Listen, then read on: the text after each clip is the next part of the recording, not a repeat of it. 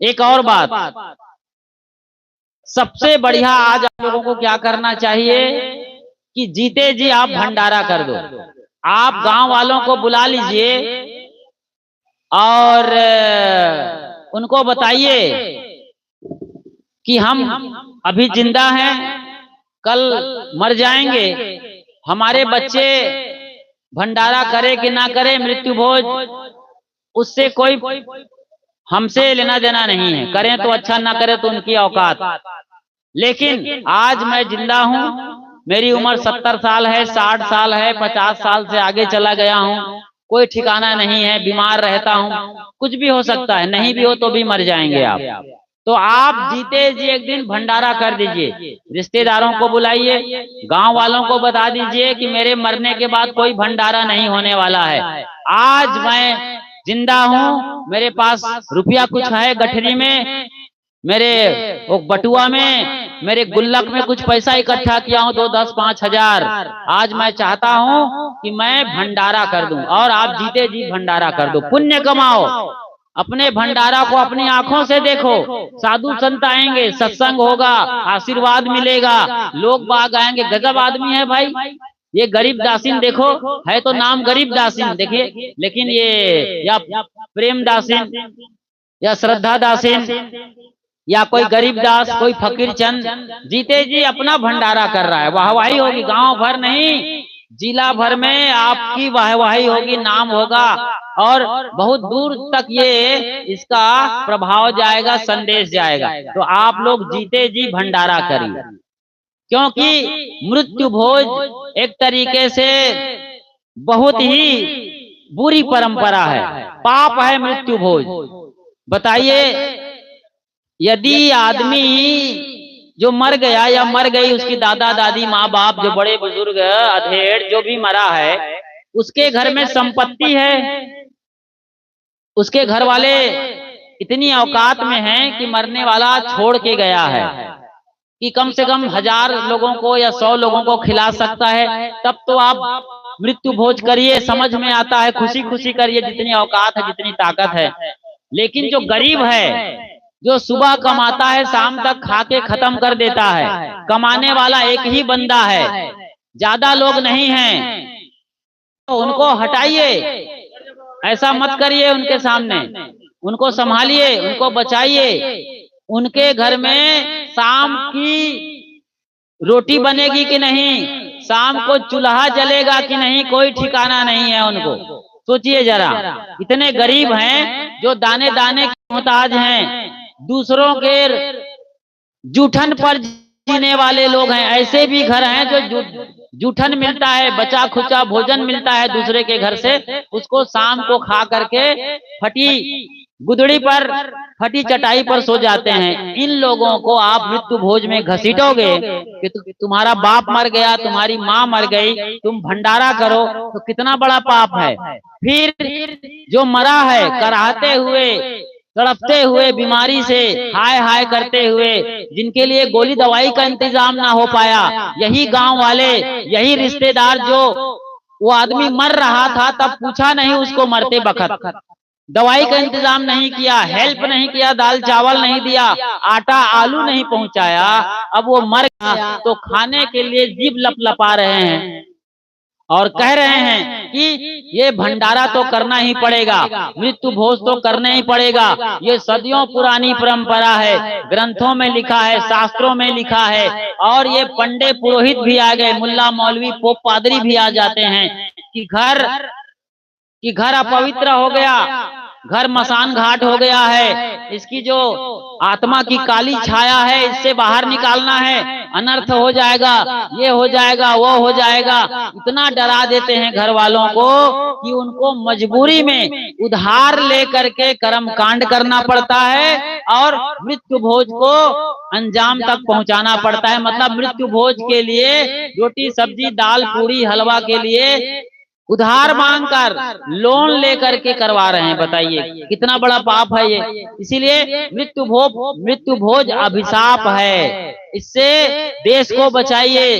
ये बहुत बड़ा पाप है। गरीब जनता जो अभी बेचारे जिनके घर तमाम तकलीफ है, बच्चे हैं 4-6, उनके पहनने के कपड़े नहीं है, नंगे घूम रहे हैं। बहू का भी कपड़ा फटा हुआ मालूम पड़ रहा है, छप्पर है घास फूस की, पानी गिरता है तो चूने लगता है, हिम्मत नहीं है कि छप्पर ठीक करवा ले। उसके लिए आप बोल रहे हो पांडे जी कि तुम मृत्यु भोज करो, ऐसा करो वैसा करो, ज्यादा नहीं है तो कम से कम 1000 रुपया खर्च करो। बताइए, उनके पास 100 रुपया नहीं है, 1000 रुपया का डिमांड रख दिए। और गांव वाले भी कि हम लोग खिलाते हैं, हमारे घर तुम खाने आते हो, मरने पर मृत्यु भोज खाने आए हो, हमारे घर इतने लोग मरे, 10 बार आए हो, 5 बार आए हो खाने के लिए, तो तुम्हारे यहाँ भी हम खाने आएंगे।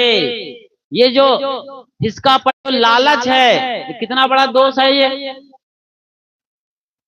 ये गुनाह है, पाप है, अत्याचार है। मरे हुए को मार रहे हो आप, जिनकी औकात नहीं, जिनकी ताकत नहीं है, उसके साथ इतना बड़ा अत्याचार क्यों कर रहे हैं? और मरा हुआ आदमी जो तड़पता हुआ मरा है, जो करा रहा था, हाय हाय कर रहा था, गांव वालों से गुहार लगा रहा था, रिश्ते नातों से दरकार थी उसकी कुछ मिल जाए, हेल्प मिले, जुगाड़ हो 10-5 पैसे का, लेकिन कुछ ना हो पाया।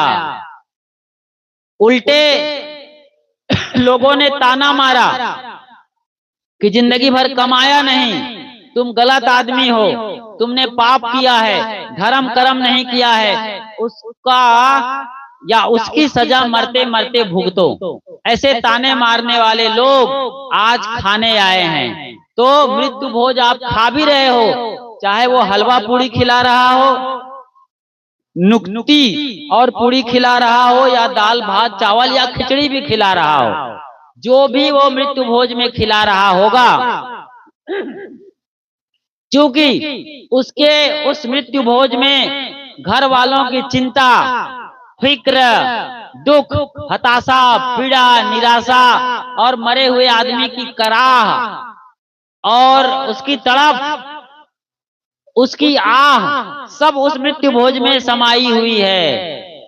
और इतने बड़े दुख जो उसमें समाया हुआ है, आप भले हलवा पूड़ी खा रहे हो, आप भले ही माल टाल खा रहे हो, भोज भंडारा के नाम पर बड़े अनुष्ठान यज्ञ हुए हैं, पंडित जी आए हैं, मंत्रोच्चार किए हैं, एक समारोह यज्ञ की वेदी पर अभी अग्नि प्रज्वलित है, धुआं उड़ रहा है, लेकिन उस भोज को जो आप खा रहे हो, उसमें जो हताशा, पीड़ा, निराशा और तमाम तकलीफें शामिल है, आपको ये जीते जी नरक की ओर ले जाने के लिए काफी है। आप ऐसे मृत्यु भोज खाओगे, गरीब आदमी की तड़प और पीड़ा को खाओगे, तो आपको जीते जी नरक होगा। ये लिख लीजिए, ये कोई ऐसी बात नहीं है जो असंभव है, ये संभव है।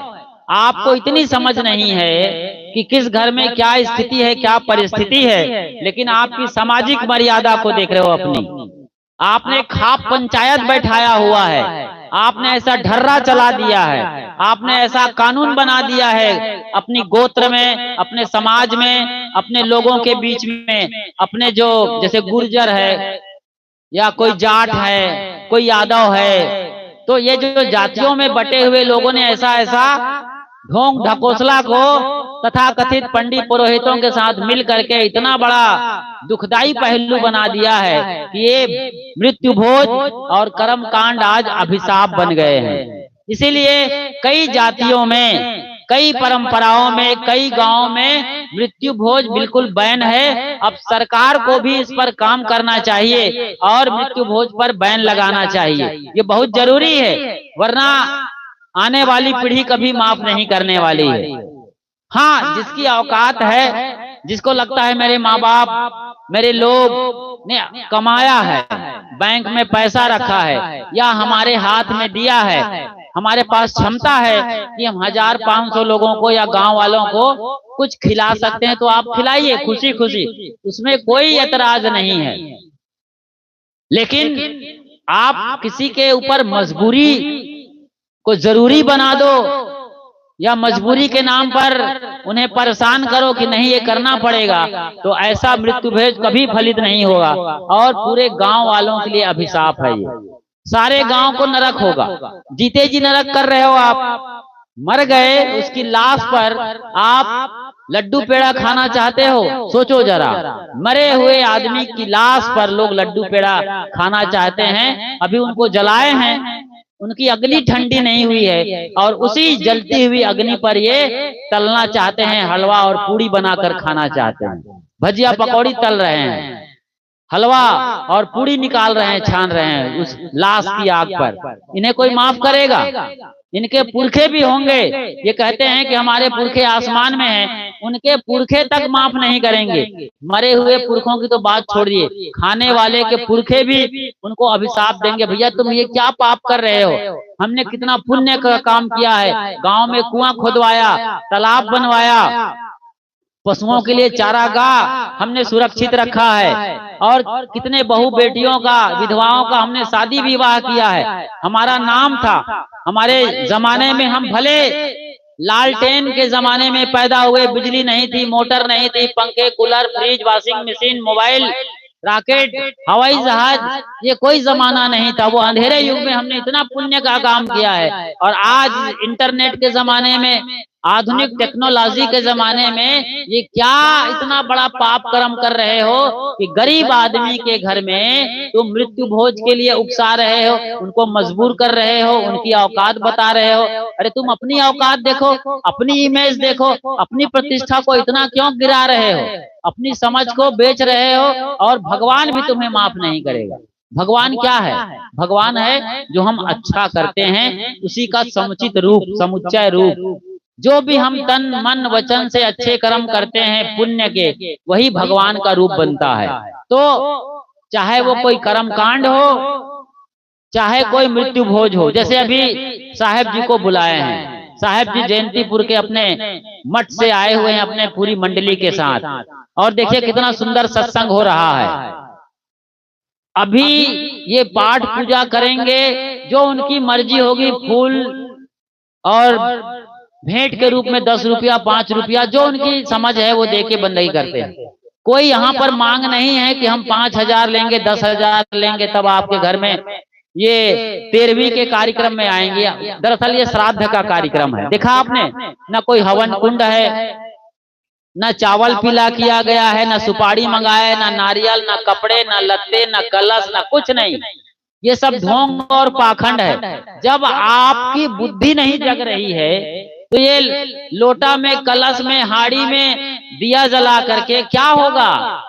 कभी जरूरत रही है? हम समझते हैं ठीक है, अंधेरा युग था, बिजली नहीं थी, लालटेन भी नहीं थी उस वक्त, मिट्टी तेल भी नहीं रहा होगा, पता नहीं किस तरीके से लोग जला रहे थे, कोई मसाल, कोई कोई कुछ और, तो वो बुझ जाया करता था। हवा चलती थी, झोपड़ी वाला घर, खुले में घर, तमाम समस्याएं थी। तो उस जंगल युग में कोई कलश बनाया होगा, ठीक है, उसकी रोशनी में अब भंडारा हो रहा है, सत्संग हो रहा है, यज्ञ हो रहा है, वो समझ में आया। लेकिन आज तो बिजली है और इमरजेंसी लाइट का जमाना है, और तो और वो सोलर लाइट लगा लिए हैं। अब उस जमाने में इन सब की क्या जरूरत है, कलश करने की और तमाम विधि विधान करने की? नहीं। हाँ, आपके पास समझ है, समय है, क्षमता है तो लगाइए, करिए, कोई बुरा भी नहीं है। उस यज्ञ के वेदी से भी हम सीखेंगे।